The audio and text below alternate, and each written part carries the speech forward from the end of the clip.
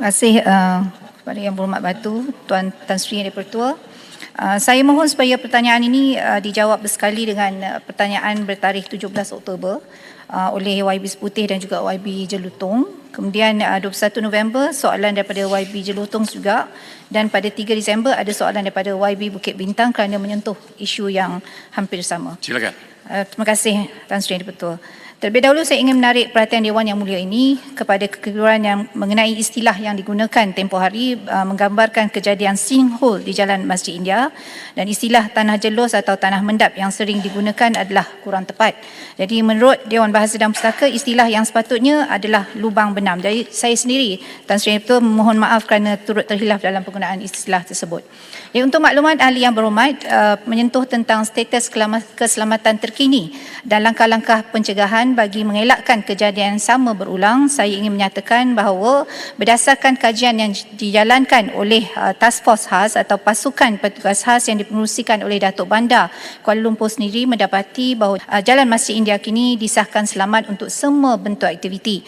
Ini setelah mengambil kira pandangan kepakaran secara kolektif oleh pelbagai agensi termasuklah PDRM, Polis Diraja Malaysia, Jabatan Bomba dan Penyelamat Malaysia, Jabatan Kerja Raya, Jabatan Mineral dan Geosains Malaysia serta pertubuhan profesional seperti Institut Jurutera Malaysia IEM dan juga Pertubuhan Geoteknikal Malaysia MGS.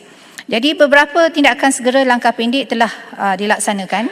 Yang pertamanya, audit integriti aset utility yang telah dilaksanakan oleh syarikat-syarikat utility di kawasan Central Business District atau CBD, termasuklah Jalan Masjid India, dan pemetaan serta ujian integriti di bawah tanah dijalankan bagi mengesan sebarang kelemahan pada aset-aset lama.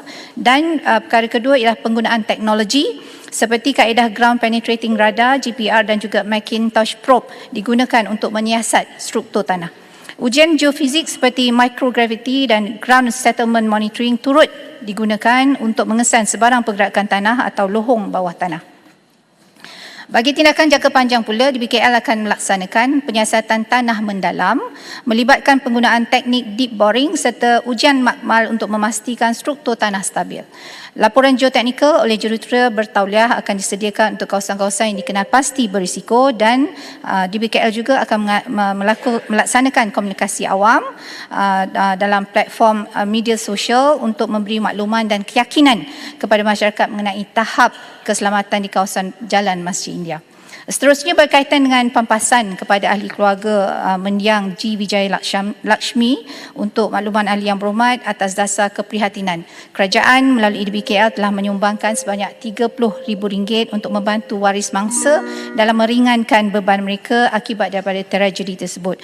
Keluarga mangsa turut juga menerima sumbangan sebanyak RM10,000 daripada pihak swasta, dan sebenarnya ini semua merupakan tanggungjawab sosial untuk kita membantu keluarga mangsa yang trauma akibat kehilangan orang yang tersayang. Menyentuh tentang pampasan, kerajaan tidak menghalang sekiranya keluarga mendiang mangsa hendak mengemukakan tuntutan melalui saluran perundangan terhadap agensi yang berkaitan. Saya juga memohon kepada ahli yang berhormat supaya tidak sekadar melihat jumlah sumbangan RM30,000 itu sebagai nilai nyawa mendiang, ya. Jadi pastinya nyawa itu tidak ternilai harganya. Pada ketiga kejadian tersebut, kerajaan Malaysia telah pun mengerahkan seluruh kekuatan anggota dan juga aset ke kawasan insiden, di mana kita melibatkan sehingga 13 agensi kerajaan. Dalam masa 9 hari pencarian, sejumlah besar peruntukan juga telah digunakan bagi tujuan kos dan harian operasi.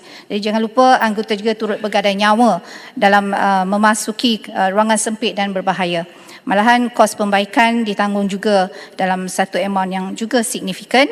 Jadi kesemua kos dan pengorbanan ini adalah bukti bahawa kerajaan Malaysia tidak mengambil mudah soal nyawa sesiapa saja, sama ada warga tempatan mahupun pelancong warga asing. Terima kasih.